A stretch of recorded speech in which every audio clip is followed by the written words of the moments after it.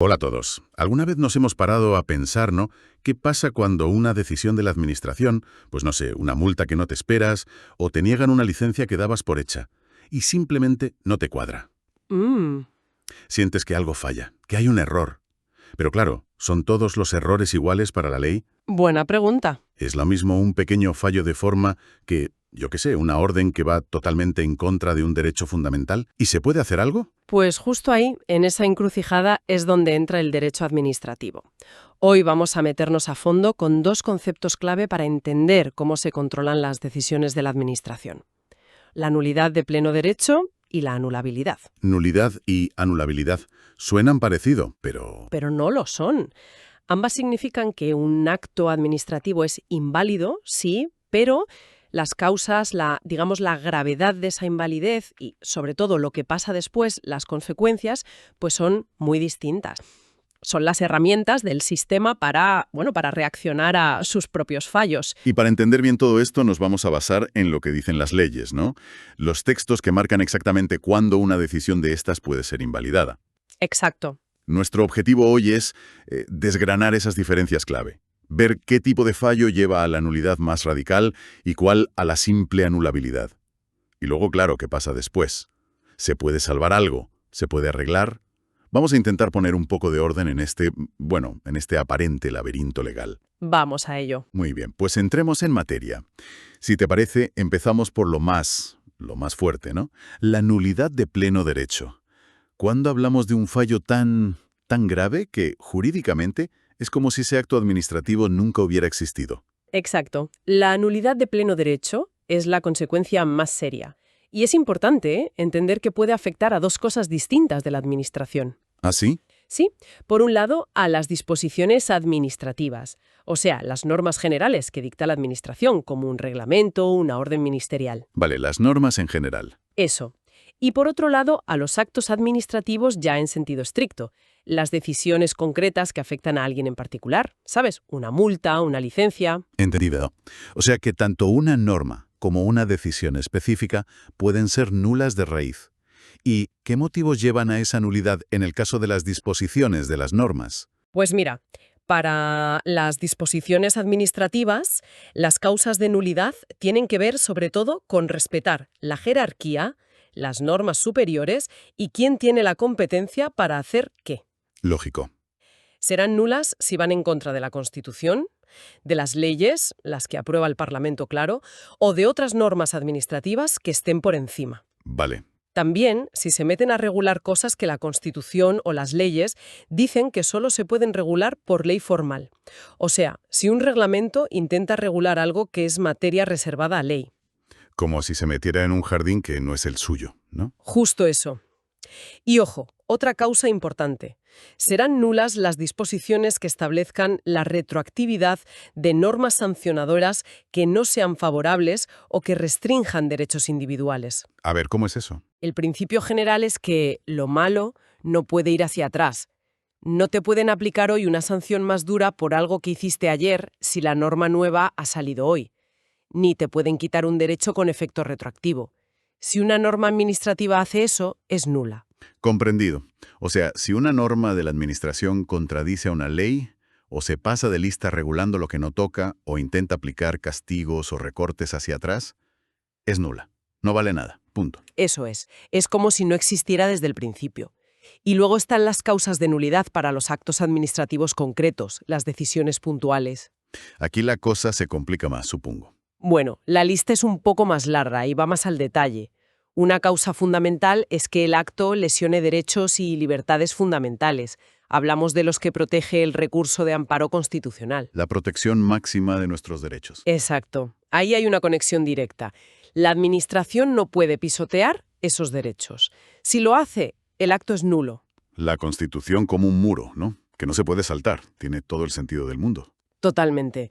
También son nulos los actos que dicta un órgano que es manifiestamente incompetente, ya sea por la materia o por el territorio. Manifiestamente incompetente. Sí. Y la clave es esa palabra, manifiestamente. No vale una simple duda o una interpretación discutible sobre quién debía decidir. Tiene que ser una incompetencia, digamos, bestia, obvia, que se vea a la legua. Pon un ejemplo. Imagina que, no sé, el Ministerio de Agricultura se pone a decidir sobre el plan urbanístico de Cuenca. Pues eso sería manifiestamente incompetente por materia, ¿entiendes? Clarísimo. Tiene que ser una falta de competencia muy evidente, no algo sutil. ¿Qué más? Actos que tengan un contenido imposible. Imposible. Sí, imposible materialmente, físicamente, como ordenar construir una máquina del tiempo, o imposible jurídicamente, como ordenar algo que va contra la ley, como obligar a alguien a robar. Ya. Y muy relacionado con esto, también son nulos los actos que sean constitutivos de infracción penal o que se dicten como consecuencia de un delito. Claro, si el propio acto es un delito, como la prevaricación, o es el resultado de un chanchullo previo. Exacto, no puede tener validez ninguna. Sería un sinsentido que la ley validara algo que ella misma considera un delito. Por supuesto. Otra causa muy importante, que el acto se dicte prescindiendo total y absolutamente del procedimiento legalmente establecido. Otra vez el énfasis en total y absolutamente. ¿Sí? Porque no hablamos de pequeños errores o de saltarse un trámite sin querer. Hablamos de ignorar por completo las reglas del juego, las fases y garantías que marca la ley para tomar esa decisión, como si se inventaran el camino. Ya. Y lo mismo pasa si se ignoran las normas esenciales sobre cómo se forma la voluntad en los órganos colegiados. Piensa en un consejo de ministros o el pleno de un ayuntamiento. Si no se siguen las reglas básicas de cómo debatir y votar, la decisión es nula. Entiendo. Saltarse las reglas a la torera, ya sea las del procedimiento general o las de cómo tiene que decidir un grupo de gente. ¿Correcto? Y una última causa relevante que menciona la ley. Son nulos los actos expresos, los escritos, o presuntos, los que se produzcan por silencio administrativo, que sean contrarios a la ley y que además den facultades o derechos a alguien que no cumple los requisitos esenciales para tenerlos. Por ejemplo. Pues, por ejemplo, dar una beca a alguien que no cumple ni de lejos los requisitos mínimos que pedía la convocatoria. Vale. Y la ley, además, deja una puerta abierta. Dice que también será nulo cualquier otro caso que una ley específica califique expresamente como de nulidad de pleno derecho. Bien, creo que el panorama de la nulidad de pleno derecho queda bastante claro. Son los casos más gordos, ¿no? Los fallos estructurales o que atentan contra lo más básico del sistema. Exacto. Pero, como decíamos al principio, no todos los errores son así de graves. ¿Qué pasa con las infracciones, digamos, menos heavies? Ahí es donde entra la anulabilidad, ¿verdad? Exactamente. Ahora salimos de la zona de la invalidez total y entramos en un terreno que es más habitual y quizá con más matices, la anulabilidad. A ver, cuéntame. La ley la define un poco por exclusión. Dice que son anulables los actos administrativos que incurran en cualquier otra infracción del ordenamiento jurídico que no sea de las que causan nulidad. Y menciona específicamente que aquí se incluye la desviación de poder. ¡Ostras! Cualquier otra infracción. Suena que casi cualquier fallo, por pequeño que sea, hace que un acto sea anulable. ¿Es así? Suena muy amplio, sí, pero... Hay que matizarlo mucho.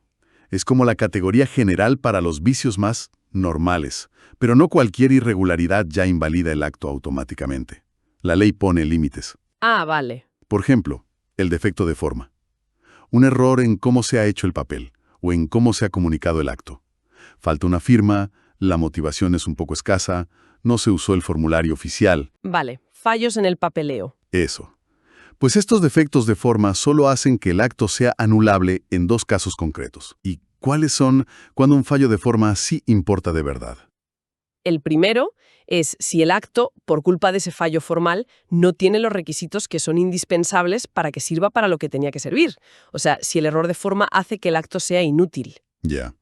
Y el segundo caso es si ese defecto formal provoca indefensión a los interesados. Si por un error en la forma te notifican mal, no te dan plazo para alegar, alguien no ha podido defenderse bien, entonces sí, eso es causa de anulabilidad. Vale, o sea que no basta con encontrar un fallo formal y ya está. Tiene que tener consecuencias reales. O el acto no sirve para nada o deja a alguien indefenso. Exacto, tiene que tener cierta importancia. Y algo parecido pasa con actuar fuera de plazo.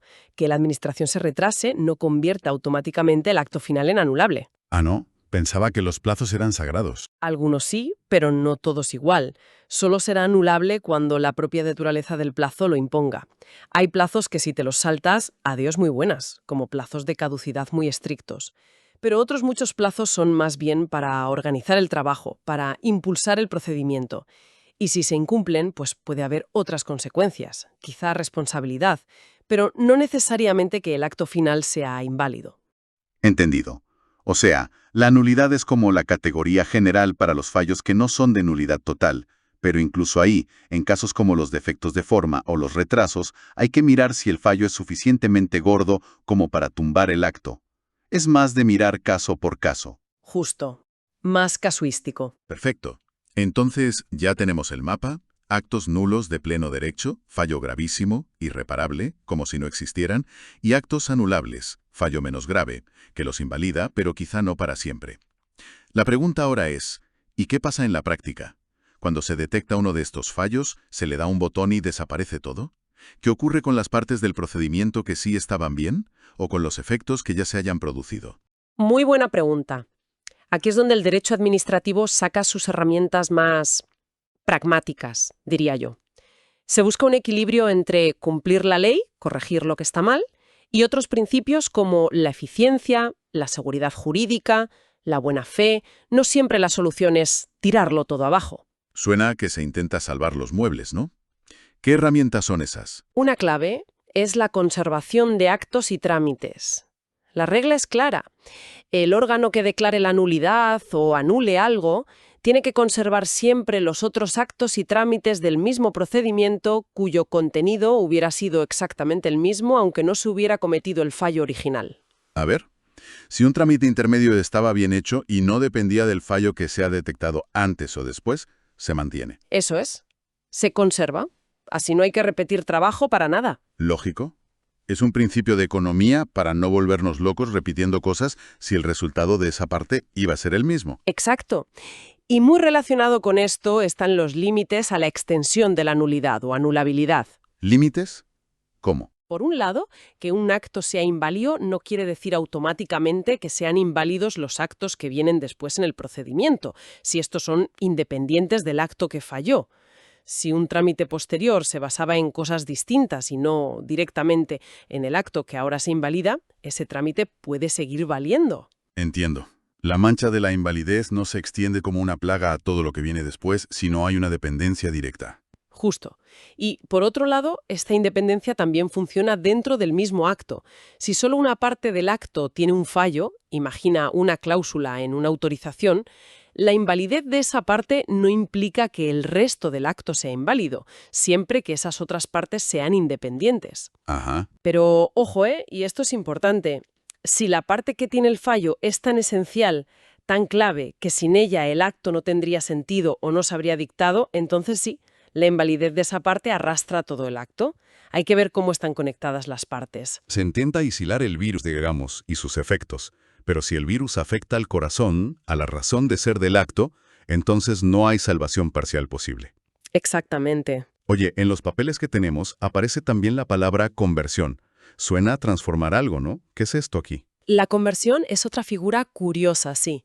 Busca aprovechar lo que sí vale de un acto que en principio es inválido y se aplica tanto a actos nulos como anulables. ¿Y cómo funciona? Pues la idea es, si un acto inválido, llamémosle acto A, tiene dentro todos los elementos, sujeto, objeto, causa, fin, que harían falta para formar otro acto distinto, llamémosle acto B, que sí sería válido, entonces ese acto inválido original producirá los efectos de ese acto B.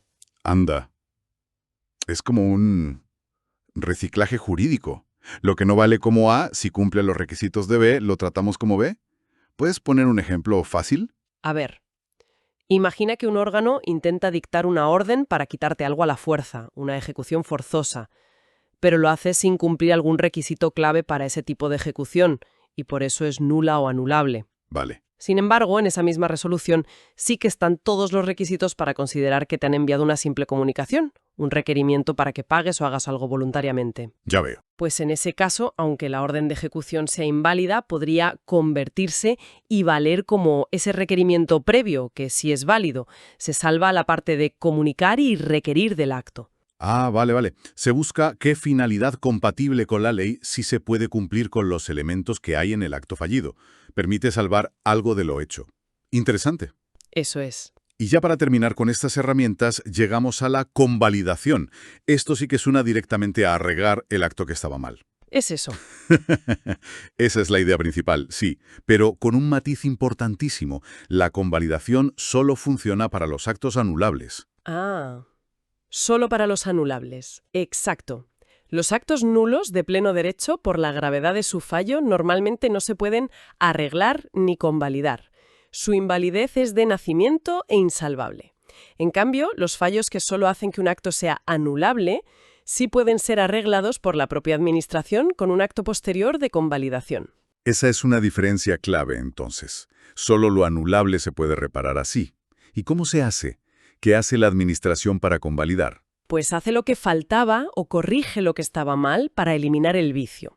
Los ejemplos típicos que da la ley son: si el fallo era una incompetencia que no causaba nulidad, la más común es la jerárquica, lo decidió un jefe inferior al que debía, pues convalida el jefe superior competente, diciendo: esto lo asumo yo. Vale. Otro ejemplo: si el fallo era que faltaba una autorización necesaria de otro órgano para poder dictar el acto, pues se convalida si ese otro órgano al final da la autorización que faltaba. Se completa o se corrige lo que estaba mal. ¿Y qué efectos tiene eso en el tiempo?